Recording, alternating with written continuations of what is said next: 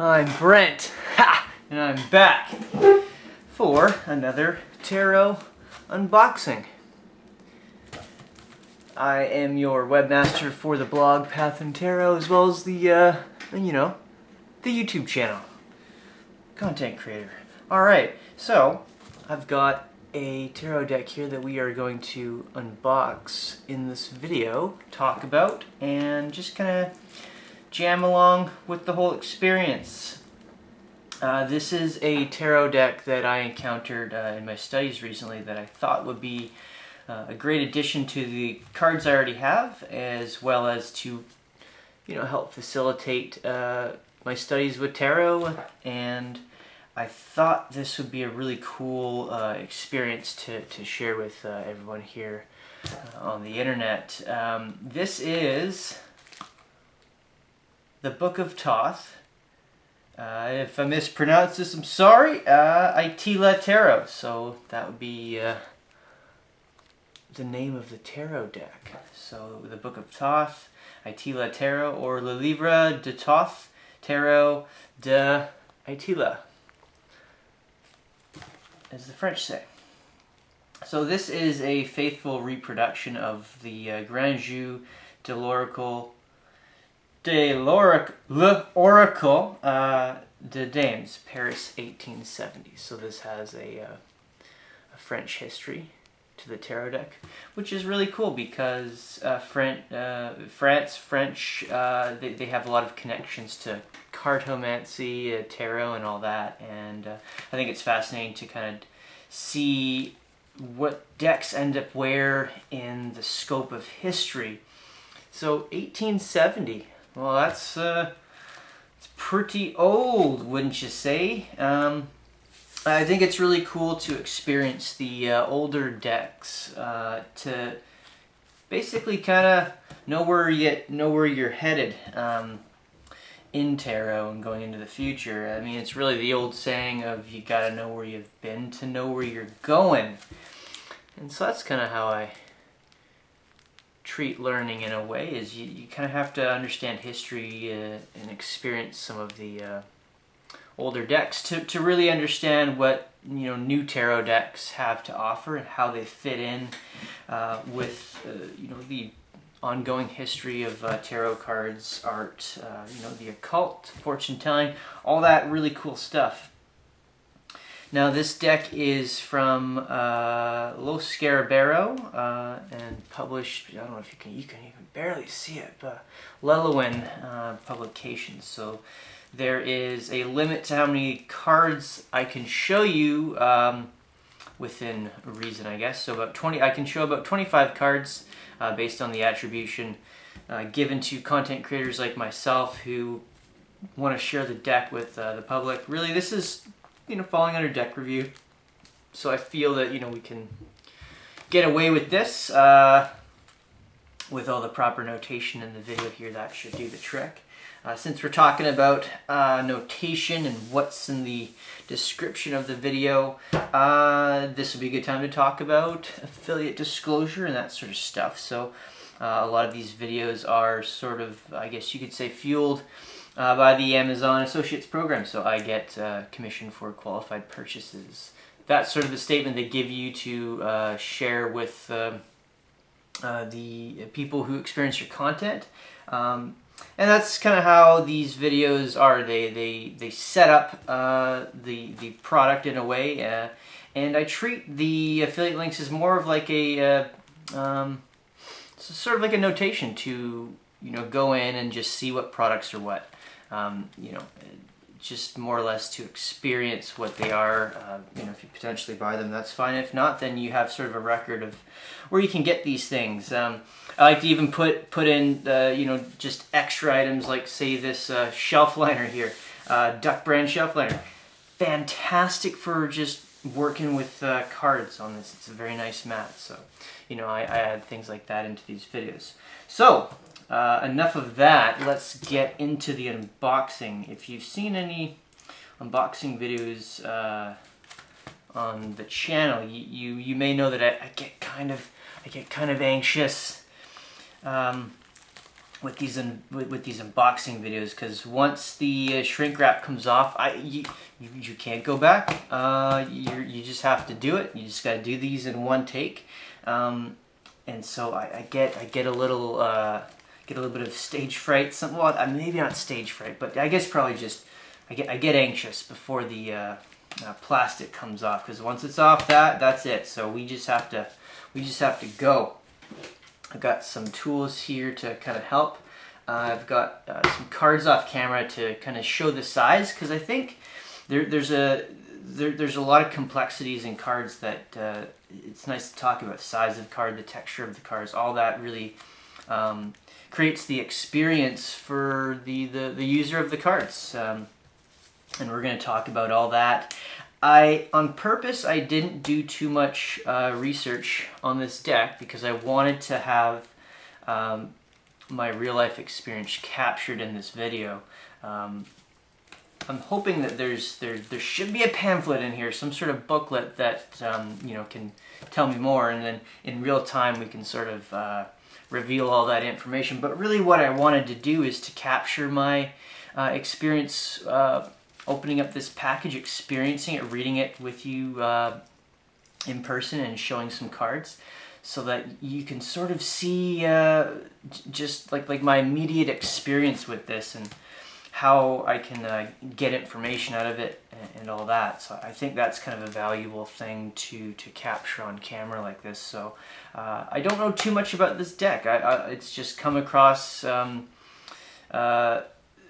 through some research and learning I've been doing. So here we go. Let's get into this. I may not even need this knife. I usually bring this knife out to help, but I think I'm gonna, let's do this. Whoa, come on. Get in there. All right, that's it. Whoa! Ha! It's all over. All right, cool. Oh, there's interesting little, oh, I guess I could have just like pulled this ripcord thing. The cool things you learn about shrink wrap and all that. I'm just gonna put this in my pocket. Just gonna have a sip of water here. All right, so what do we got? The shrink wrap is off. This feels like a pretty sturdy package. I like to assess all parts of the package. I think it's a cool thing to do, to talk about. If you've seen any of the other unboxing videos, I kind of go through that process, and I guess I'm sort of just evolving this unboxing method or style. I don't know what to call it. Anyways, the box feels pretty good. It looks really good, doesn't it?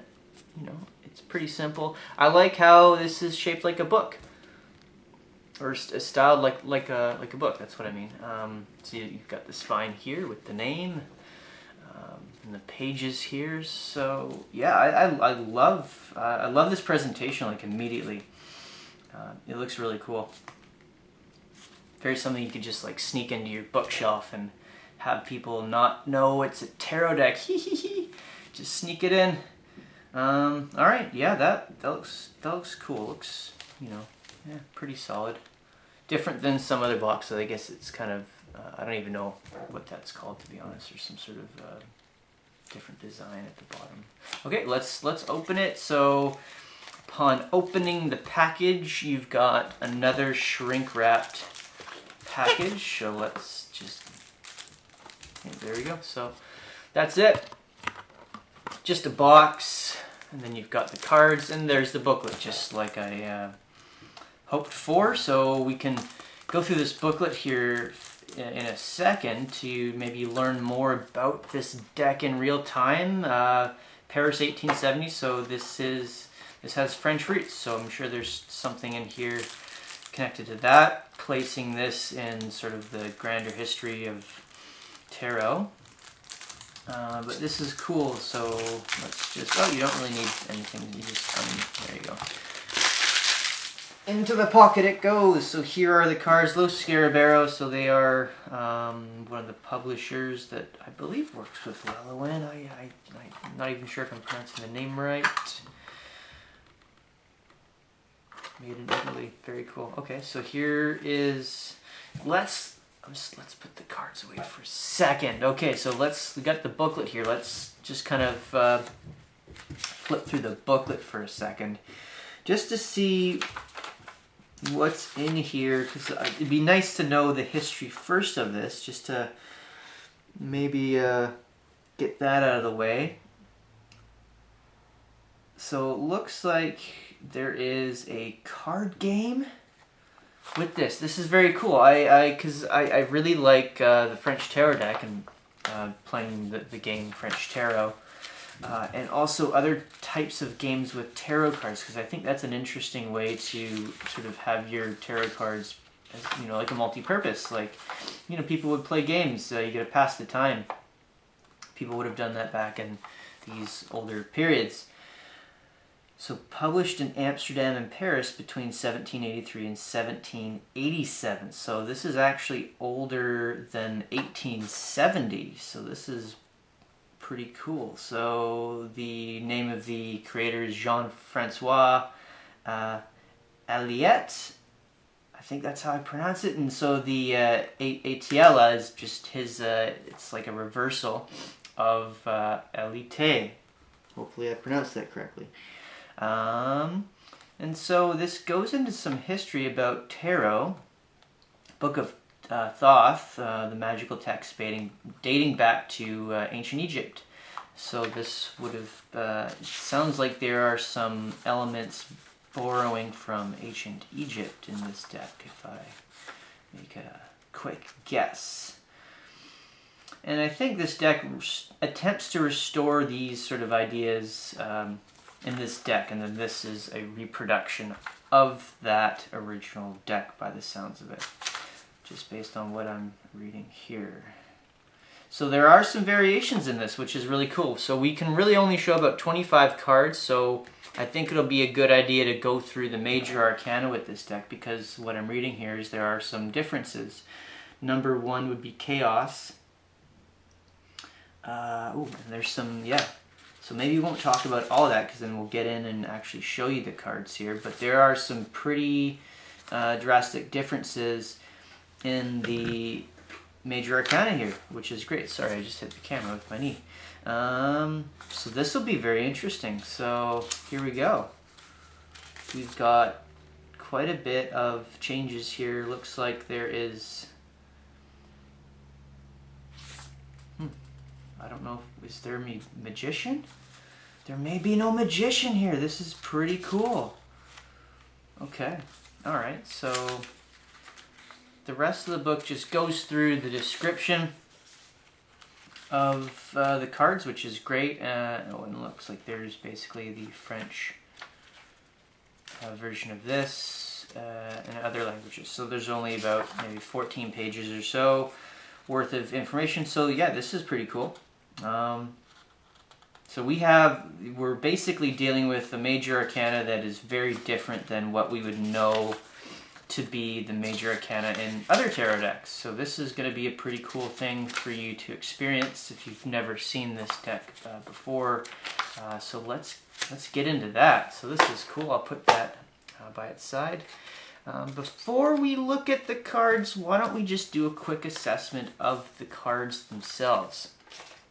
In other tarot videos, it's been interesting to see what extra cards come with the deck. So usually, I mean, tarot is 78 cards. Usually you get 80 cards in a package, and that's my guess, or at least what I've been able to conclude is that it's easier to print 80 cards than 70 cards, so you add 2 cards for, you know, other promotional reasons probably. And so here's the 2 cards that would come with the deck. So you've got, yeah, so a promotional card basically, telling you about the Tarot Association. This is fantastic. Tarosophy. I believe that is somewhat associated with Marcus Katz, I believe, but I'm not sure. That's just what my instinct tells me. Okay. So here's basically, what is that, the backing? So this is the backing of the card. This is really cool. I like that backing. It's very, oh wow.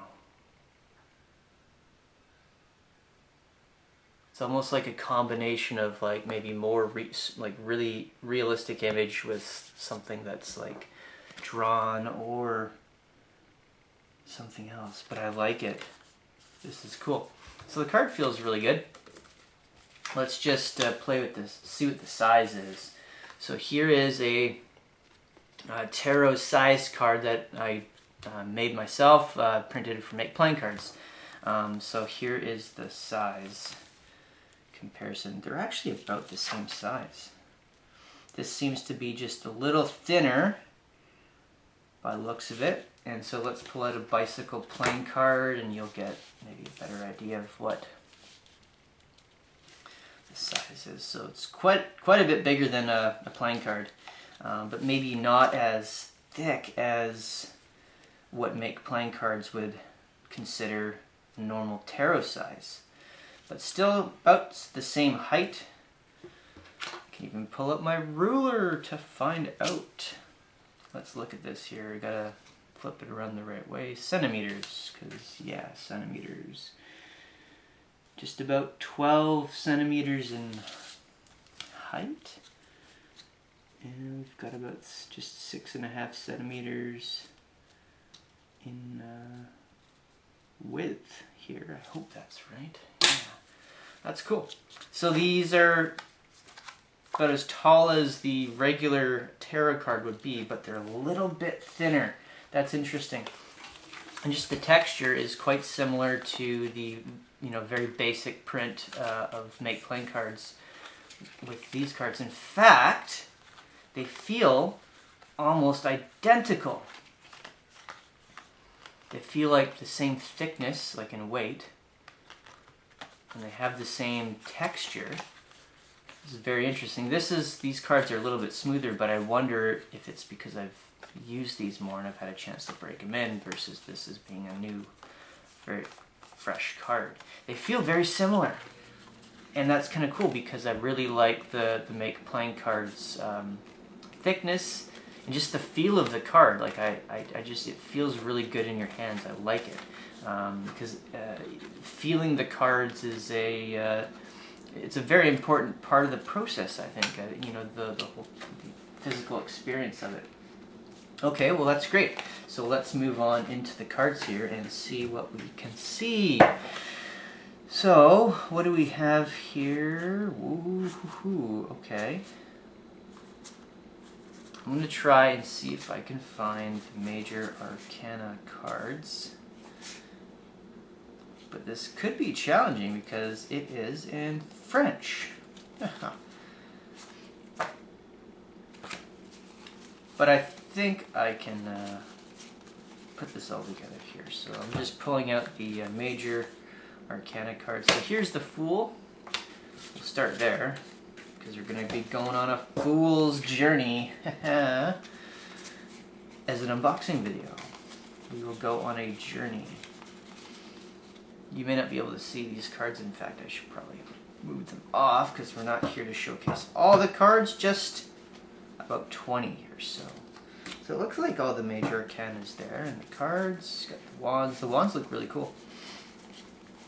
The style of pips are very similar to the style of the pips done in the Tarot de Marseille, the Thoth Tarot. Basically what that would mean is that well, I guess I can show one card here. You're dealing with just symbols, the symbols of the wand or the suit. This is wand. So in the Thoth Tarot deck, your pips, the minor arcana, are based on the symbols of whatever suit that is. So it follows that design versus, say, the Rider-Waite-Smith tarot style, where you've got imagery on the minor arcana, 1 through 10. And so the imagery can sometimes aid in the reading process. But in other cases, with these types of cards, the symbolism and the geometry of the of the card can also help in other ways too. So it's kind of I feel it's a different reading process altogether is kind of what you end up with. So here we go. Let's we've got 0, 1 through 21. So we've got just the 22 major arcana cards. So let's go through these here. I'm just gonna have some water.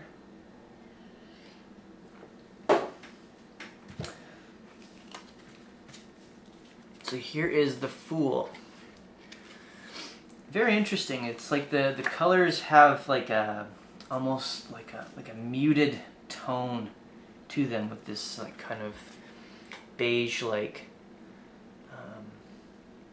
border. It's almost like the color scheme of this is just it's muted in some way, and so that's one thing I noticed pretty much right away as I started looking at these cards. They're not bright. They are bright, but just like a muted brightness. It's very interesting. Some tarot decks are quite bright with their colors, but this doesn't seem to be the case, which I think is kind of cool because sometimes you don't want that brightness. You just want something very subtle. This would be a good choice of tarot deck for that reason. But you have to learn the new major arcana. You're going to be dealing with an entirely different set of archetypal images, basically. So we've got here Chaos is number 1. So this would be in place of the Magician, which is kind of an interesting choice. Chaos. Oddly enough, what I think is going to happen in this video is we're going to start to talk maybe more about the changes of these cards, or the name changes versus what we know in tarot. So this is almost maybe a surprise in a way for you in the video here, and you'll get to experience and learn something new with tarot cards. So this is cool. I'm already kind of excited. What do we got here? So I'm just gonna have the booklet beside me as well, just in case, because my French is not that good. All right, I'm just gonna have that there. So we've got Chaos, La Lumière, light. I hope I said that correctly. Woohoo! Pretty neat. So you've got Chaos and then light. That's kind of interesting. So that would be in place of the High Priestess and the Magician. So how does that kind of connect, or how can you relate to that as a tarot reader reading for yourself or other people? How does that kind of change your perspective of it, light and chaos? I think that's kind of cool. That'd be a very different set of symbols to work with when you're doing interpretations. So now we've got plants and birds as number 3. You can see that. Plants and birds. I don't see any birds. Plants and birds. Where's the birds? I just see plants.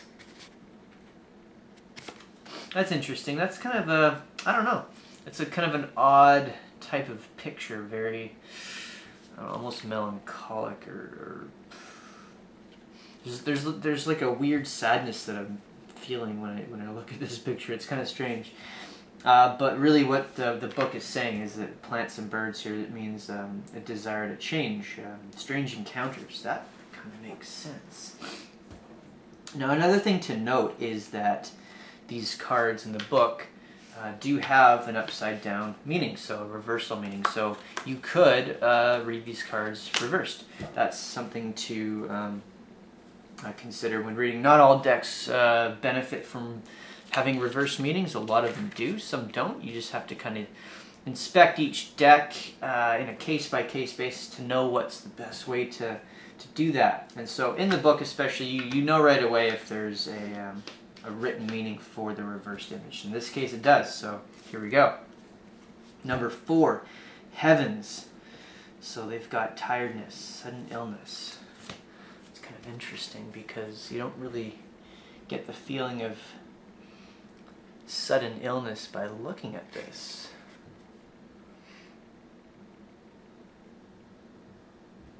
Number 4.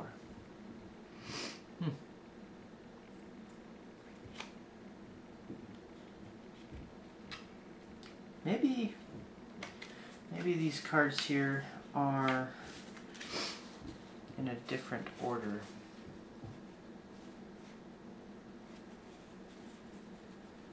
There's definitely a different numbering system for these two, that's for sure. Because we've got death coming up, but much later. And I think I spoke too soon that there is a magician in this deck coming up, so we're going to see that pretty soon. But number 4, yeah, the heavens. So here's that card again. Pretty interesting. And so now we've got person. But it has the word voyage on it as well too. So there's like person, favorable moment, travel. Pretty interesting. Almost reminds you of the world or the universe 21st picture in Rider-Waite Tarot, because you've got the four animals in each corner, and then you've got a human figure in this picture. It just so happens that this is a man or a male or what, you know, in the picture, where it's usually a female in the world, usually nude with like a sash around her. Kind of interesting. Okay, so here we go. I see. Okay, well, this is starting to make a little bit more sense. So we've got chaos. Number 4 is the heavens, person. Now we've got stars. So here we go, the stars. So now I can sort of maybe start to understand the pattern for this a little bit more. Stars, a new interest, brilliant idea. It's kind of interesting because when you look at this type of image, it doesn't really connect with the meanings that are in the book. So I think there's maybe like a little bit of an adjustment that you have to make as you're learning this, or try to understand what the symbols are meaning on this card to help you. From what I can see, I don't know too much. Well, actually, no. These are all the astrological symbols. Actually, I do know. I thought I did. This is more like a star chart type of symbol. And then I think chaos. This is interesting because I think chaos is just resembling the foundation, like the, I guess you could call it the ether or something, and then everything's fitting into that, as you can see with these other cards, because they have the same type of, you know, circle shape, I guess you could see that. Now we've got number 7, so birds and fish. So here we go. So now we've got some birds. The first one, plants and birds. This one right here. The third one. I still don't see any birds in this. Okay, well, yeah. It's kind of maybe that's a joke, I don't know. Or maybe I'll make that as a joke for us. Okay, so here we go. Birds and fish. Birds and fish. So there's the fish, there's the bird. That's cool. There you go. That makes sense. Protection, support. Interesting. This is pretty cool because these cards are giving us a very different experience, you know, with these sort of archetypal images, I guess you could say, or these archetypes. It's kind of changing the whole scope of it here. Normally you have the hero's journey from the Fool going through the major arcana, but this is just a very different experience, and I think it's I think it'd be valuable to have that for sure as you gain a different perspective. So we're on number 8, which is rest, intuition, platonic love. There you go. Hopefully you can see that. Very interesting. It's basically a nude woman with the it's like a plant underwear, as you could say. Oh, I don't know. I forget the name of it or what that's called because it does have a name. But there you go. You've got the snake on the tree, Adam and Eve in the Garden of Eden, and I guess Eve takes a bite of the forbidden fruit. That's what that picture kind of reminds me of here, but rest. Yeah, just very interesting images that we're being given here in our major arcana. 8, Justice. So here we go, Justice. That's pretty cool. I like the color scheme on that. Is very capturing. Green and red. Green and red are flashing colors to each other. I think that's an interesting choice of colors. So that's probably maybe the first card that is sort of consistent with all of the other cards in the major arcana. It's funny that Justice is usually the card that can change positions from 8 to 11 or have the name changed entirely.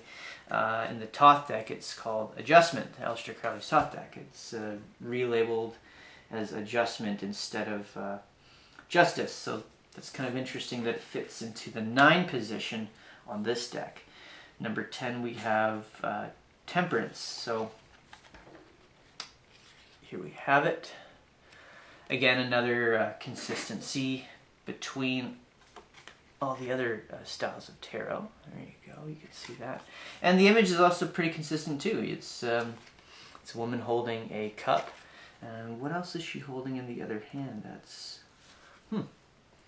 almost like a device of some kind, but what kind of device? Put your answers into the comments below. Okay, so where are we at now? 11. Strength. Again, another consistency. Justice, Temperance, Strength. We have another one, Prudence, up next. So these are sort of like a quartet of consistency.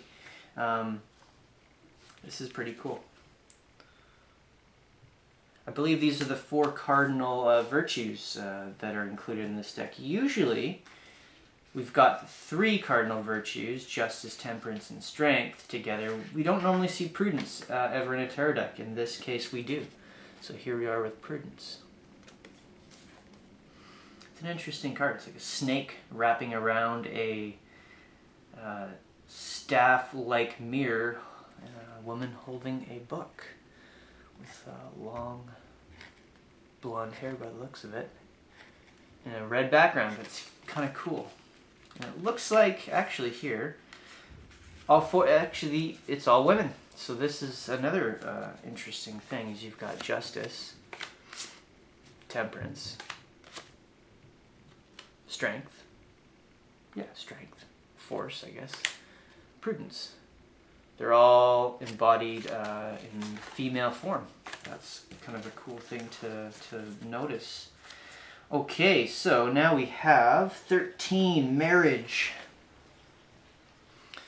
Keywords for this are like oath, contract, union. Very, very cool to have that in your major arcana, because marriage is almost immediate. When you hear that word, you know pretty much what it means. You don't really have to question that. So I think that's a cool thing to have in your tarot deck here. Now what do we have here? 14, Force Majeure. Force Majeure? Force. Oh, cool. Almost like the devil. Very interesting.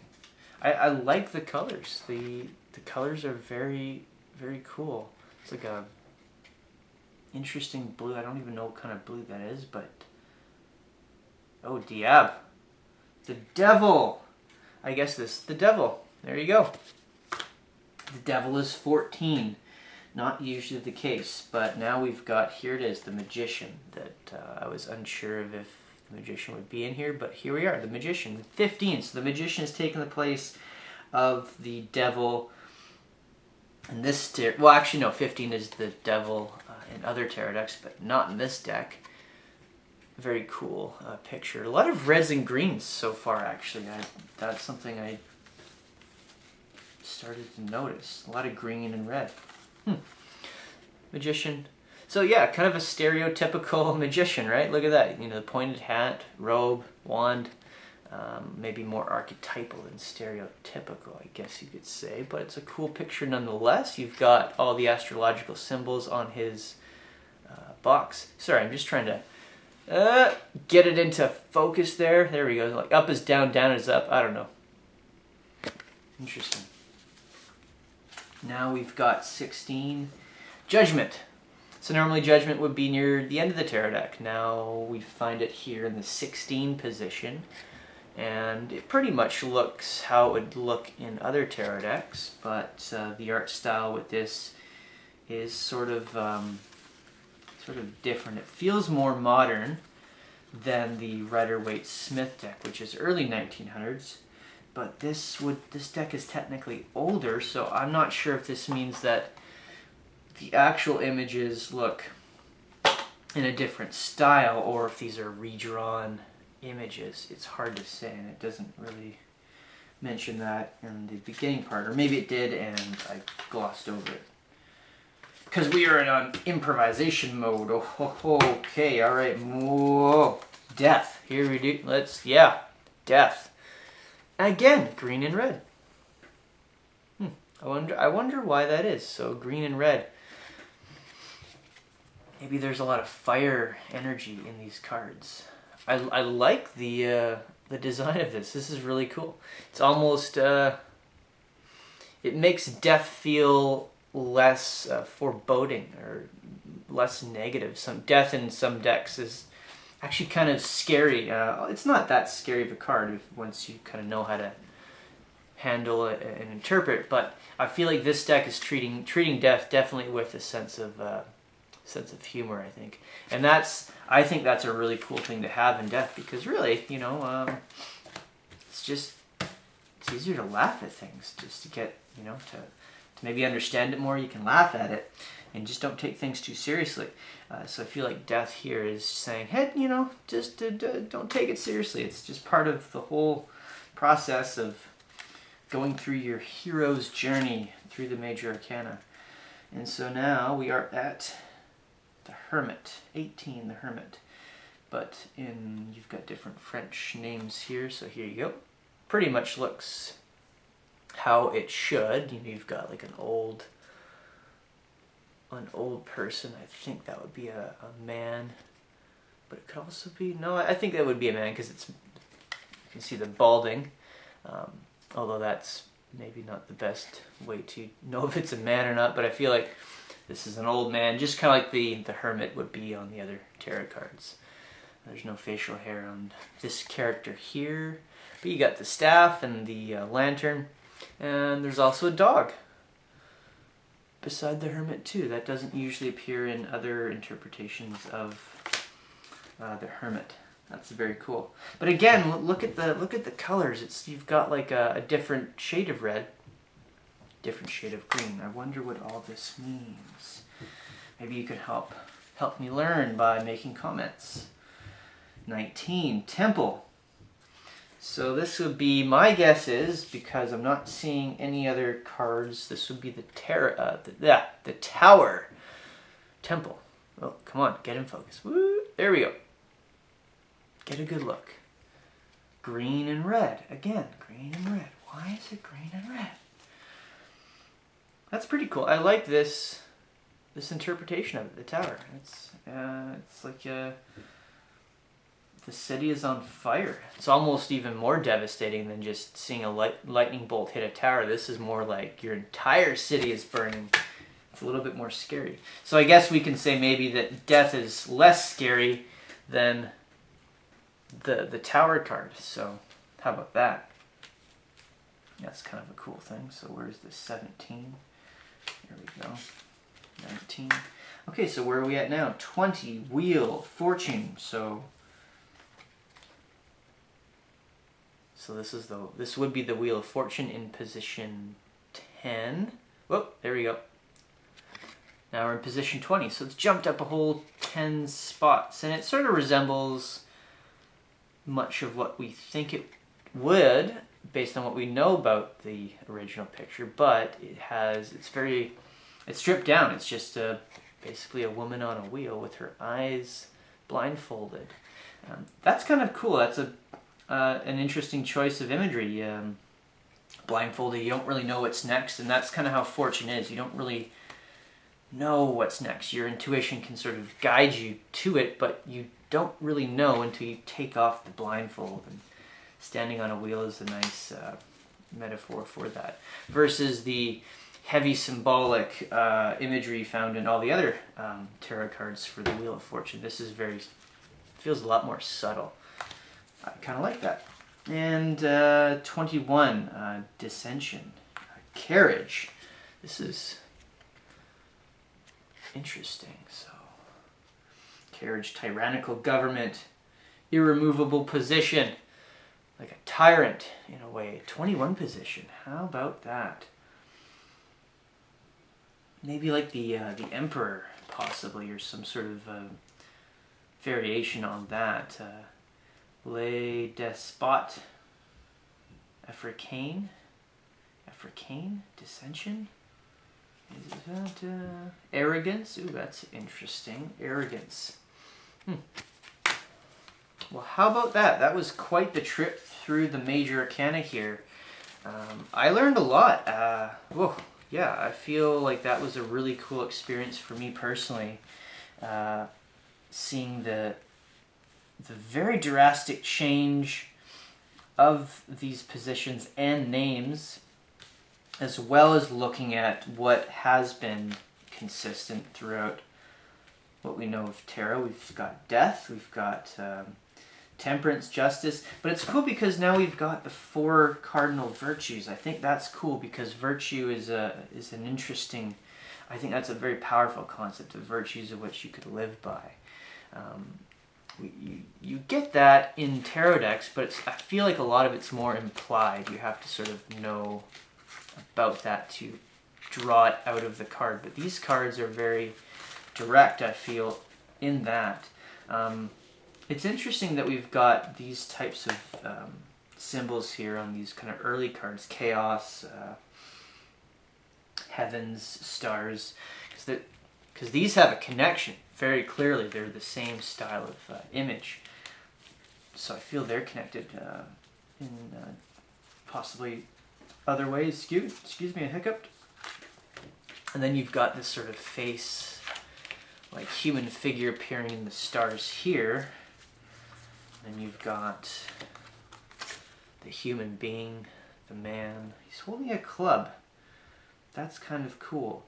What's interesting is that the color red is usually associated with the element fire, which is usually associated with the clubs or the wands as the suits. And so you see the man in a red, his loincloth. That's the word I was looking for when I was looking at that other picture of the woman. Actually, maybe it's like a grass skirt. I don't know. Anyways, red loincloth surrounded by red, fire, club. I don't know. I'm not sure what that connection really means, but it's interesting nonetheless.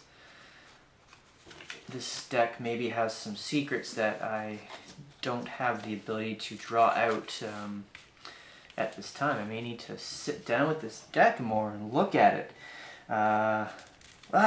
Yeah, this has been really, really cool. You've got a whole different major arcana to go through, a different trip, a different voyage, and you do actually have a card of voyage that implies travel. Yeah, what a fantastic deck to have in your collection. As much as it's cool to experience other tarot decks, they can follow a lot of the same styles, having the same major arcana, maybe similar styles of the minor arcana with the images, taking inspiration from the Rider-Waite-Smith deck. But in this style of deck, it's not only older and predates the Rider-Waite-Smith deck, it has different images. So what you can sort of draw from this is to know that the Rider-Waite-Smith that was created, in the early 1900s is really not the exact foundation from which tarot has grown from. It's grown from a different foundation. And this different major arcana kind of represents that different foundation that you can draw these archetypal energies from. Like this is, to me, this feels like a whole different set of archetypal energy to work with and to have as your guiding energy, I guess, like your guide, your tarot deck for investigating, you know, your inner world, being introspective, learning about yourself. That way you've got a whole different system to do that with, and I think that's incredibly valuable. As much as the different styles of images can do different things for your conscious and your subconscious, you've got a whole different set of cards to work with to not only change how you see the card with different art styles, different color schemes, but just different names. And then you've got the minor arcana here. Oh, I won't show you on camera, but you've seen this before, so I don't feel like it would be you wouldn't lose out on seeing the minor arcana. But it is pretty much consistent. You've got, you know, people being depicted in court cards, and then you've got the symbols of each suit arranged in sort of geometric patterns. And so that's really cool. So really this deck puts the emphasis on your major arcana. These are kind of the more stronger cards versus the other cards in the minor arcana. And I think that's interesting because the Rider-Waite-Smith deck, with all the images on all the cards, it sort of kind of balances out all that energy, which is great. There's that's a really cool thing to do. But when you change that and you kind of make an imbalance, you've got something that's sort of more prone to maybe a certain style of answers, because you know these decks they have different personalities, and I feel that this deck is going to have a really cool, unique personality. I may jive with it, I may not, I don't know, but it's going to be. It's going to be worthwhile to sit down with this deck and have an experience with it. So here we are. What are we doing for time? We got 46 minutes into the video. Thank you for being with me in the video for this long. I feel like we had a good chance to really take apart everything with this package and understand what it is. And I would highly recommend this. You know, this would be a really good fit for your collection if you're into collecting tarot cards. If this is your first deck, you may want to reserve this for maybe your secondary purchase or your purchase beyond your first deck. I still would, if you're learning tarot for the first time, you would probably benefit from the Rider-Waite-Smith style of deck, mainly because of how embedded it is into just kind of all the tarot books and all the learning. So you would benefit from that, and then once you become confident in that, you can sort of explore these older you know, traditions of cards. Even the Thoth, Aleister Crowley's Thoth deck itself is very much a different deck than the Rider-Waite-Smith deck that maybe you are more familiar with if you've just started out with tarot cards. So this would be a good fit once you've become acclimatized. But in the end, any deck, if it's your first deck, is a good deck to have. So if this was your first deck, well then, my goodness, what an experience that would be. You may not know any better. That's the beauty of it. That's really just my recommendation as a way to kind of give you a learning path that has the least resistance. That's sort of what I'm putting out there in this. But in the end, you just have to kind of find something that that kind of resonates with you immediately, like just fits. Like this is it. I'm getting this one, and there you go. You get to have your journey. There'll be some links below in the video there to my blog. Actually, what I will do is I'll put some links in there that talks about kind of getting your first tarot deck. Maybe that would be helpful in this here, because I just realized that maybe you started talking about a different topic, and so you can go into the links and explore that. There'll be some other links here for the Amazon Associates for you to check out this deck if you want to pick it up. I highly recommend it. Absolutely. All right. So there we go. That is the Major Arcana. We did that under 25 cards, so this is great. I feel like we were able to cover everything here. I'll take these promotional cards here and put them back into the box. And there we go. Oh, that's not that very. Let's end it on a more positive. Actually, you know what? Why don't we do a reading with just the major arcana? We got some time left. There is different reading methods that allow you to just use the major arcana to do basically a quick reading. So now that you've seen all the cards, we're not breaking any rules by doing this here. We're just gonna, actually I'll just do a quick wash. It's because it's kind of hard to shuffle with fewer cards. And actually, no, I didn't really do, I just mush them around a bit. I'll just keep doing this. I think this will be good. We'll do maybe a riffle shuffle here. There we go. That felt pretty good.